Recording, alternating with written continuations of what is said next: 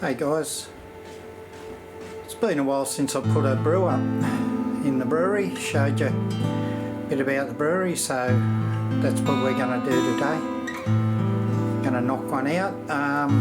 Going to use Golden Promise, a bit of, I think I'm using medium crystal, which is Baird's, and as always we'll do a 46 litre batch.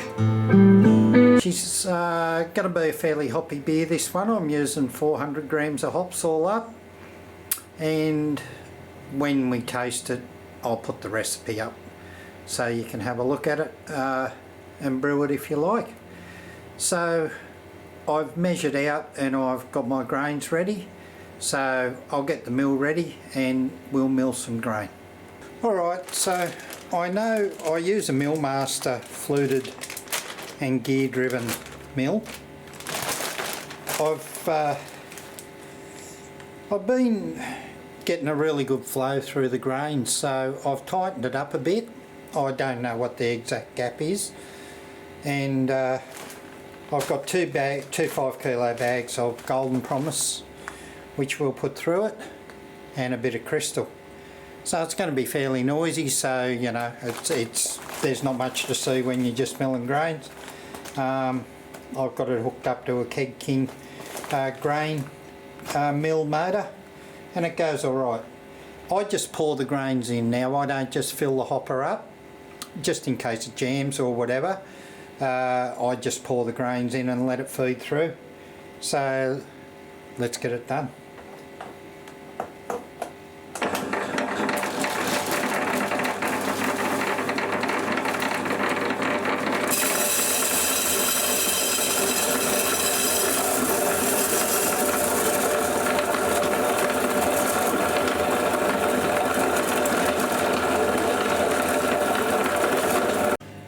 Okay, that's all done there, so that's a bit of a look at the crush. It's not too bad. That's there's a bit of flour in it, but I mean a lot of the flour comes from the last of it, so it's not too bad. It's a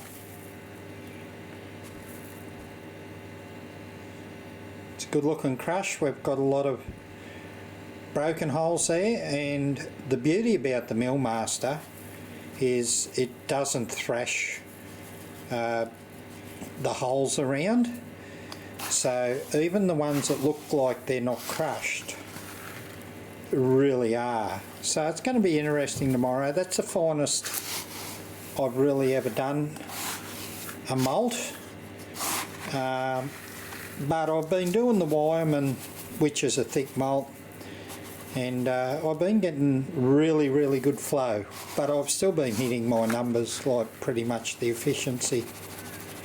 I really smash wheat when I do wheat, but that's as fine as I've ever done a malt. So, oh well, see how she goes in the brewery.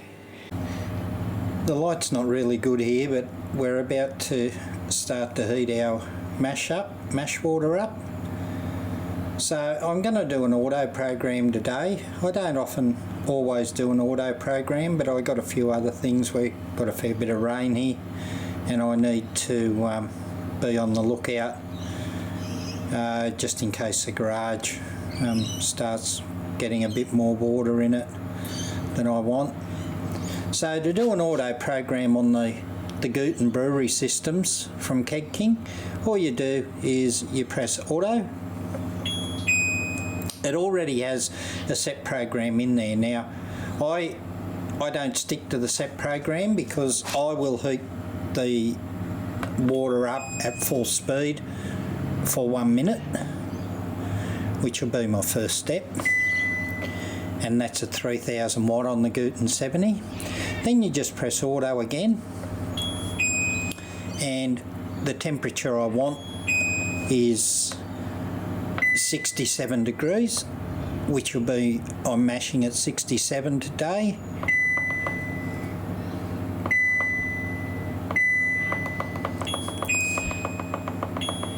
I like 67 for ales. Now the wattage I will take down to right down to 1200. I seem to get a good, it holds the mash temperature really well at 1200, the system. And of course for the minutes now, I'm doing a 75-minute mash today. I don't know why, but that's what I'm doing. No particular reason. That's what he says, I think. And then you press auto again. So my temperature that I require now, which of course is my mash out. I do always do a mash out. Mash out and sparge, and I do that at 77. So we'll set that up for 77. And our wattage again will be for 3000 watt for 1 minute.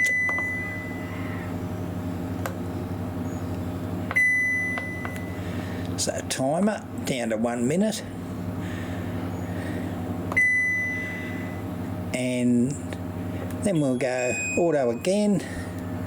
My temperature again will be 77.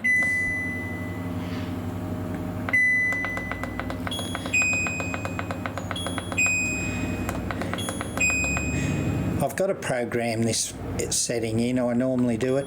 So for my wattage I'm at 77. I'm going to do that at 1500. And the timer, that'll be for 20 minutes. Auto. And of course my temperature now will be the boil.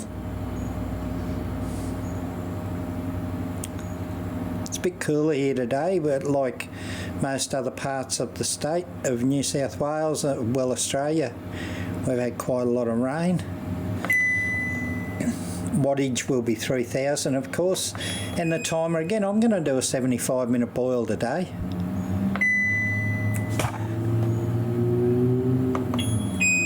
And there we have it. So then you press auto and it'll come up with the hops. I never use the system for my hops. And then you just go auto again, start, and there we go. So that'll get us up there for a minute. I'll put the grains in at about 50, I suppose.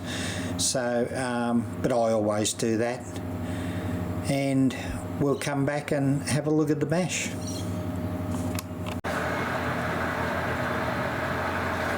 Rightio, we're about 50 degrees now. So, as always, I've got my grist in the mash tun, and I'll just slowly lower it in, and that normally will alleviate any dough balls.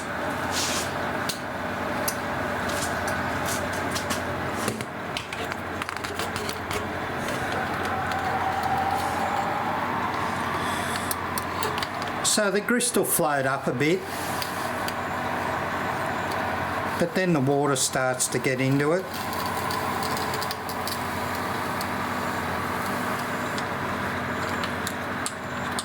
And it'll settle back down.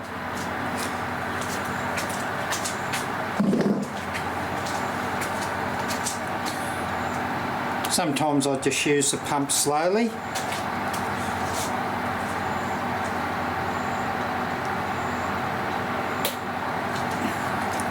Just to get the top of it wet. But we're about 50 degrees.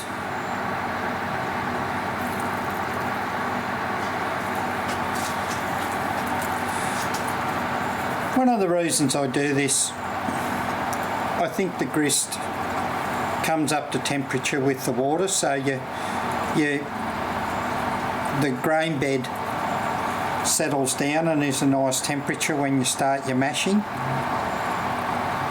What a lot of people do, and probably those with more knowledge and expertise than I have, is they will actually go a few degrees over and above their mash temperature.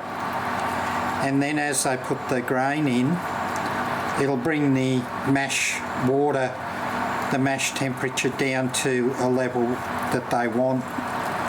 I find this just as easy, plus you have a bit of a look, you see how it's going to flow, you see if you're going to need a few rice hulls. I never add rice hulls, I only add rice hulls to wheat beers as a general rule.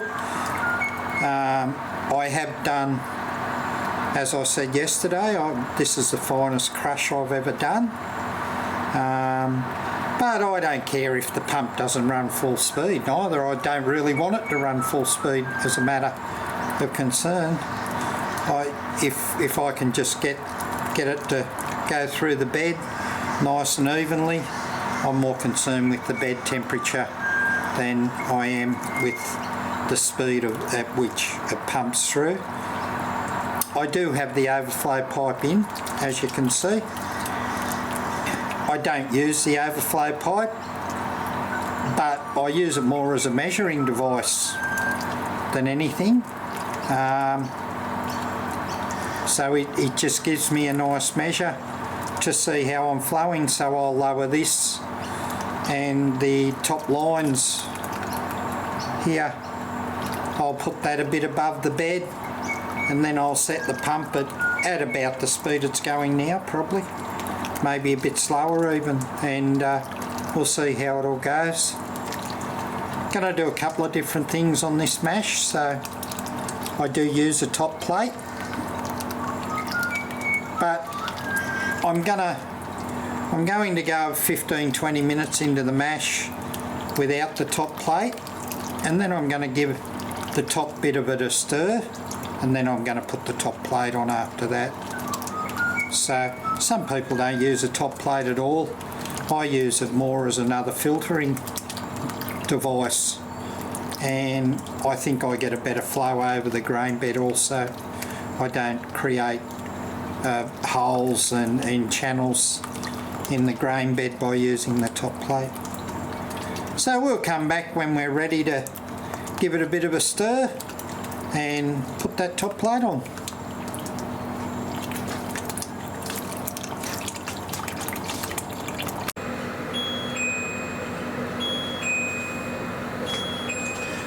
Well, as you can hear in the background, the Guten's hit the 67 degree temperature. I'll just start it off, so to press it you just get it going. All you do is press the auto button and it will move it on, so it'll now do 1 minute. So by putting the grains in, I'm hoping you can see this. You'll see that the grain bed is already up to pardon me, 67 degrees. So that's one of the benefits. So now, and I will, while I'm doing this, say it's a very thin mash. When I do a double batch, I do it at 4 litres per kilo, the mash, because it just gives me less to sparge with, and I think I tend to get a better mash with it like that. So instead of being 3, I do 4, and it only leaves me with about a 16 litre sparge, which is plenty. So there it goes for its minute. It'll move straight on. So I'll try and get a focus in on the thermometer for you. These are great thermometers. I buy them from, there it is, you should be able to see that. So 67 degrees. I rely on this thermometer more than the system, but the system is pretty accurate actually, so it's not too bad. But they're a glass thermometer, and they're only $15 each, and they're accurate, so that's what I like about them.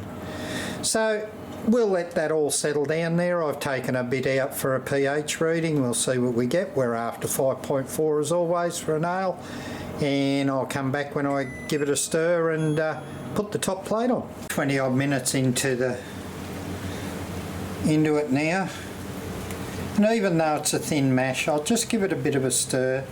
It's not going to matter too much. I'm not going to disturb the bottom of the bed because I'll get all the finer stuff coming back up.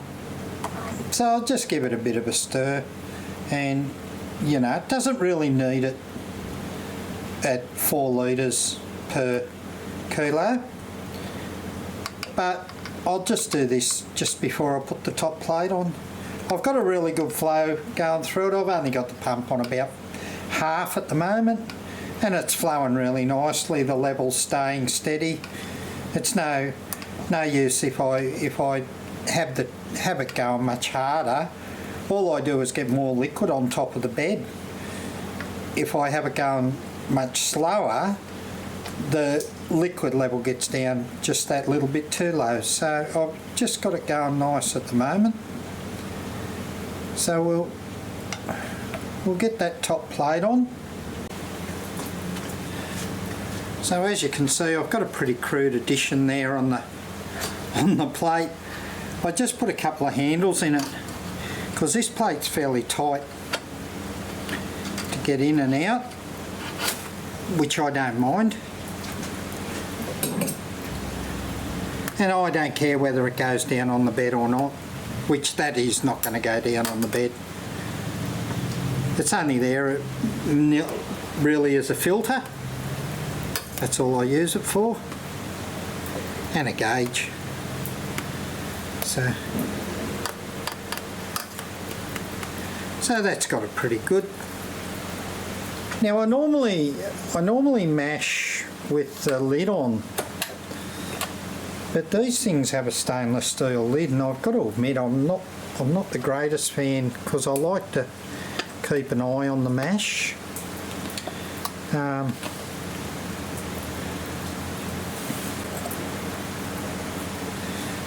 By the same token, I can understand the fact that they have a stainless steel lid, because you can also use these as a still with other attachments. So one, glass tends to break. 2, steel is good to use as stills, which I don't still. I only brew beer and I only drink beer. So alright, we'll let that go. It'll flow nicely. It's already clearing up really well. Nice colour. It gives you getting a good colour out of this golden promise and a bit of crystal, and it's very clear already. Probably if I'd done an iodine test it'd nearly be just about converted, but I'll leave it go for the period, for the 75 minutes anyway. Alright, we'll come back after that is done, and we'll give this basket a heave-ho out. There's our pH reading. I let it get down to 12 degrees, 12.8, and it's come in at 5.6. It was 5.5, so but 5.6 isn't too bad. I was after 5.4. Got the chimes going there now, so that's mash out all done, over and done with. So now I'll lift the mash tun up and I'll do the sparge. As I've said before, the beauty of the 70 litre Guten system is it's got 3 stages to lift the mash tun up. So with 10 kilo of grain in the mash tun,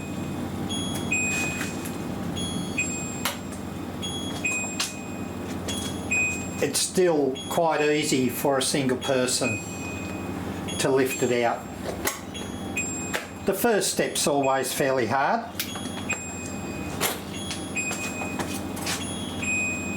because on the first step you've always got a bit of suction, but once you get that first step over and done with, it actually comes up quite easily.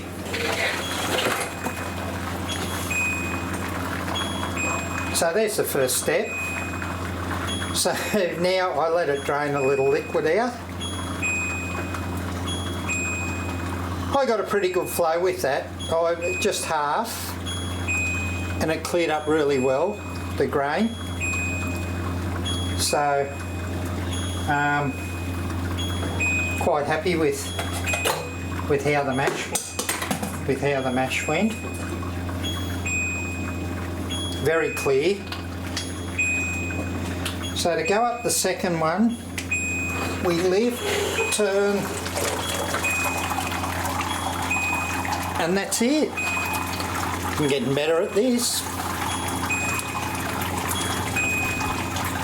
So here we go with this one. There's a bit of more of a step, and I'm not quite as high as I'd like to be, probably. There we go. Took a bit of doing, because just from where I was. Now we'll get the sparge done, and I'll come back when we got a boil. Well, there we go. We got a nice boil going there now. Where I am here at Taree, I get a boil at about 98.5, 99 degrees, and it's a really good roll and boil there now. It's hit 100 degrees on the thermometer, and that's about as vigorous as this boil will get. But that's all you need. You don't need a big boil, because what you're seeing on top, it's a lot more of a boil down below, you know. So in a few minutes' time, I'll put my bittering hop in, which is a Chinook. So we're 15 minutes into the boil. Put our bittering addition in of Chinook. Still got that nice rolling boil there. It's a great boil.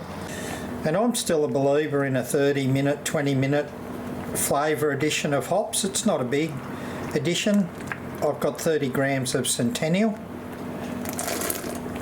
so that'll give me a little bit of bitterness, but I'm a bit old-fashioned that way. I still like the 20 or 30 minute addition.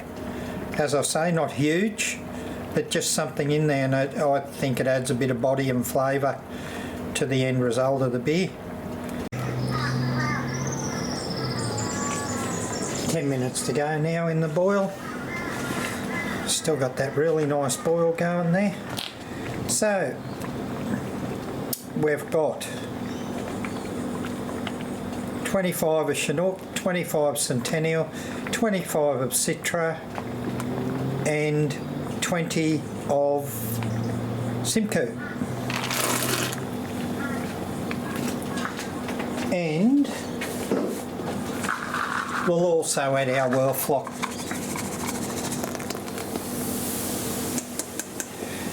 So I put 2 Whirlfloc tablets in,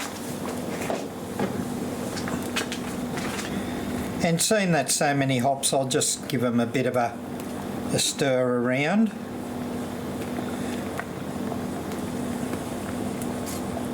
Just to break them up a little bit. Some of it, I use a Mangrove Jack hop spider. It's a bit wider than the one that comes with the system when you buy it. So some of this gets through. But that's okay, because I've got a double helix in the bottom. So there we go, that's the end of the boil. The last of the hops.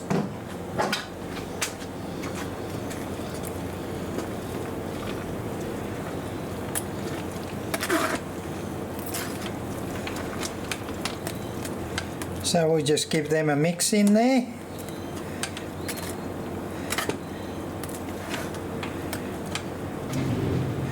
And we'll move into the other room and we'll set things up. So by the time we set things up, these hops will have had a bit of time to get a bit of movement through them. So there's the setup. I come out of here via the tap through the motor, through my counterflow chiller. I've got some ice in this bucket just so I can get a quicker transfer, and into my fermenter, which is already in the fridge. Now my first run, seeing through cleaning, I'll have a bit of water. So the first run I run into there. So we just stop it at that point. I'm getting beer through.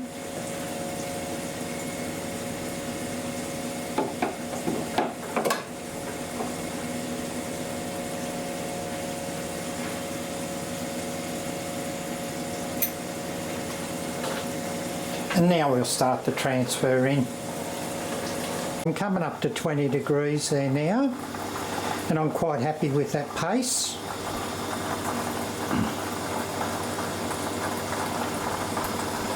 And if it stays at 20 degrees, that'll be beautiful. That's a straightaway yeast pitch. I'm going to ferment at 18, so even at 21, I'm not real worried. So there we go, today's target was 1.050, and looking at the hydrometer, we're possibly 1.051. It's going nicely, it's transferring out at around 20 degrees. And I just keep wiggling the ice in this bucket, but I mean, I've nearly got it out now. I've only got about probably 6 to 8 litres to go. As you can see, I've already pitched yeast, and I've also got my Tilt Pro in there. Now this will be the third time I've used the Tilt Pro. I've got 2 of the smaller tilts, but the Tilt Pro is a lot larger, and the first brew I done, it was absolutely spot on, just spot on with everything with the hydrometer. Second brew I done, when I put it in, it was about 3 points low, but it caught up, and this is what I find tilts do. So halfway through, when the beer started to ferment, by about the 1.030 mark, it had caught up, and then all the way through the ferment, it was good from there. I haven't actually, I've got it in there. It's not bobbing about too much. I might go and get my phone and see what it's showing me.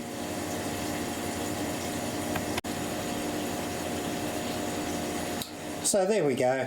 I know I've only just put it in there, but it's showing me at 1.0449. So it's about 5 points down. Temperature's good. That's about what the temperature is. So, you know, I don't worry too much when it doesn't show me the actual OG, because I use a refractometer and a hydrometer. And when I have adjusted the tilt, I find that it'll be down to 1.015, but it's still showing that 1.020 because I've adjusted it, it hasn't caught up.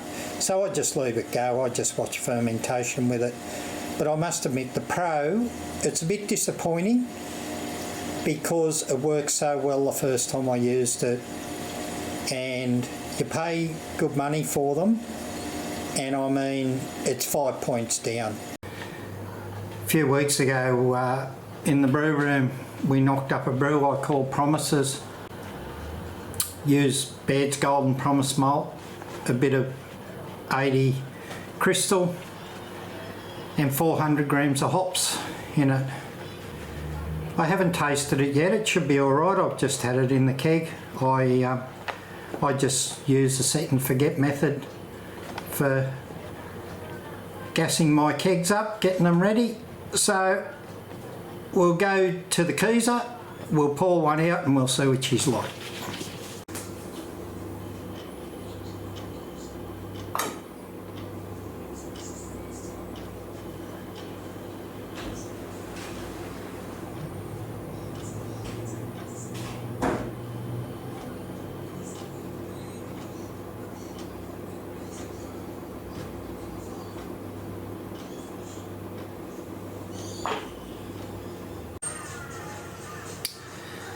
So there we go. We got us a Promise.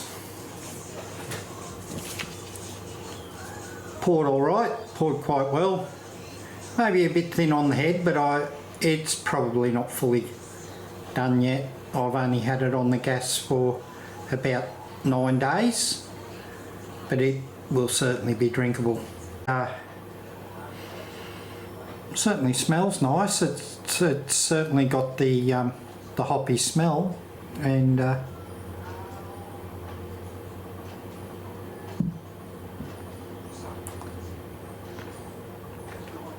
it's not bad. Got a bit of a harshness at the end, right at the end of the swallow, which I imagine is a dry hop. Colour's nice. Colour's nice golden colour. Yeah, I mean, I'm quite happy with it. I think it'll get better in the keg. I'm one of those that believe, yeah, the hops will drop out of it a little bit, but there's enough hops in it to keep the flavour up.